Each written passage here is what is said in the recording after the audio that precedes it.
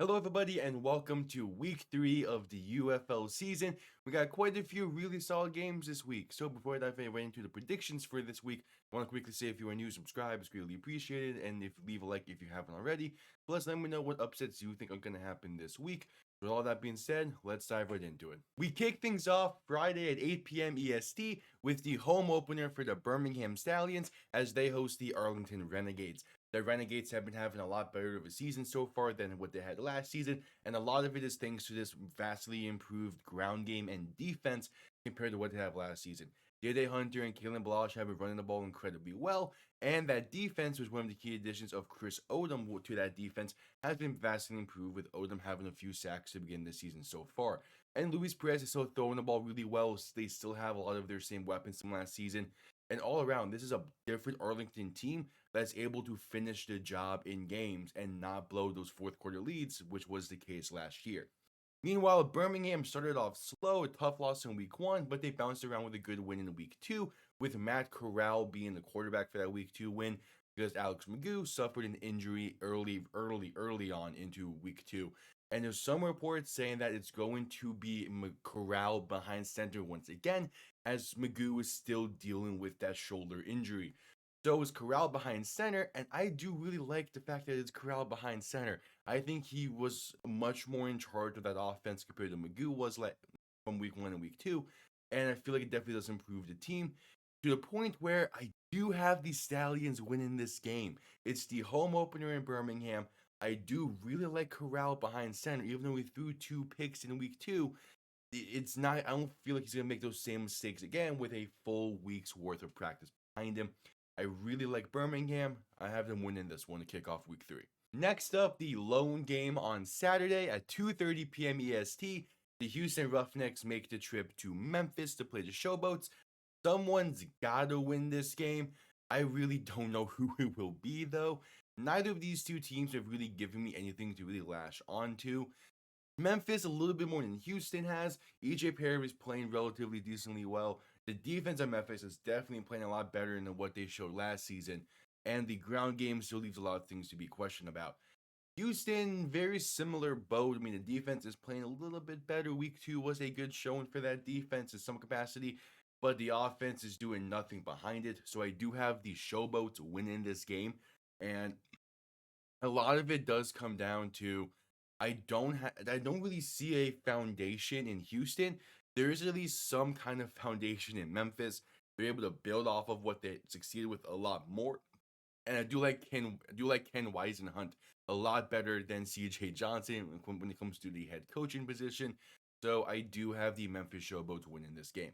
To start things off on Sunday at noon EST, the San Antonio Brahmas make the trip to play the Michigan Panthers. It was a tough loss for the Panthers in week 2. Felt like they did a few things good there, but they had that muffed punt late that pretty much cost them, as well as a few other bad mistakes they made sprinkled throughout the game that cost them. Looking to bounce back in this one against a San Antonio team that is not playing up to standard this season compared to what they had last year and what they had going into this season. Kellen Mond, it feels lost out there the majority of the time. Is really not able to find a rhythm for this offense, and the lack of a ground game is definitely playing a factor into it. And I feel like they're going to struggle once again getting the ground game going against Michigan. Plus, their offensive coordinator, AJ Smith, randomly decided to step down during this week. So, because of all that, I have the Michigan Panthers winning this game. And it's a very weird situation in San Antonio right now. They were in the UFL championship game last year, and it feels like they're heading towards a tailspin this year. But we'll see. This is a potential upset. I will fully admit to that if they can get the offense going. But you lose one of the better assistant coaches in the UFL randomly during the week. It's going to throw a massive wrinkle into things. So I do have the Panthers winning. And to wrap up week 3, game of the week, the DC Defenders take the trip to the Dome at America Center. They play the St. Louis Battlehawks. Both teams 2-0. Someone's got to lose. And this should be a fantastic game. The Battlehawks are currently one of the best teams in the league, playing the most complimentary football I have seen out of any team. Defense playing really well, offense playing really well, and playing smart with the football and not turning the ball over and not making that many mistakes. A ground game led by Jacob Sailors, who's one of the best backs this year in the UFL, playing incredibly well. And again, a defense that knows how to do their shit. Meanwhile, DC, yes, they're 2-0, but they haven't played a full complete game yet to this point. The defense has been playing incredibly well, but the offense has left a lot to be desired, in part because Jordan Teamu has not been consistent and accurate with the ball in his hands. Well, a wrinkle is getting thrown into things with DC. Already before the season started, they had the departure of Reggie Barlow, their head coach, and Shannon Harris has taken over as the interim. And now, all of a sudden, Greg Williams, the defensive coordinator, is stepping down to join Reggie Barlow in Tennessee as the Tennessee State defensive coordinator, throwing a massive wrinkle into things for this really good team this year. So it's going to be his son, I believe, taking over as DC for DC. Going to be interesting to see how that able to play out. DC is the kind of team though where they already have the pieces in place. We saw this with the fact that Shannon Harris has been doing a good job as the interim head coach.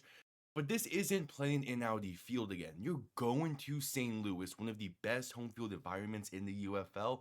I'm going to have the Battlehawks win in this game. As long as the offense continues to play how they have been and playing smart, that defense is going to be able to step up and make plays and play that complementary style that St. Louis has been playing all year so far and will continue to be playing. Give me the Battlehawks. Well, there you have it. My predictions for week 3 of the UFL season. And again, just like I said at the beginning, let me know your thoughts down below. Any updates you have, leave a like and subscribe. It's all greatly appreciated. And I'll see you all next time. Have yourselves a damn good one. Peace.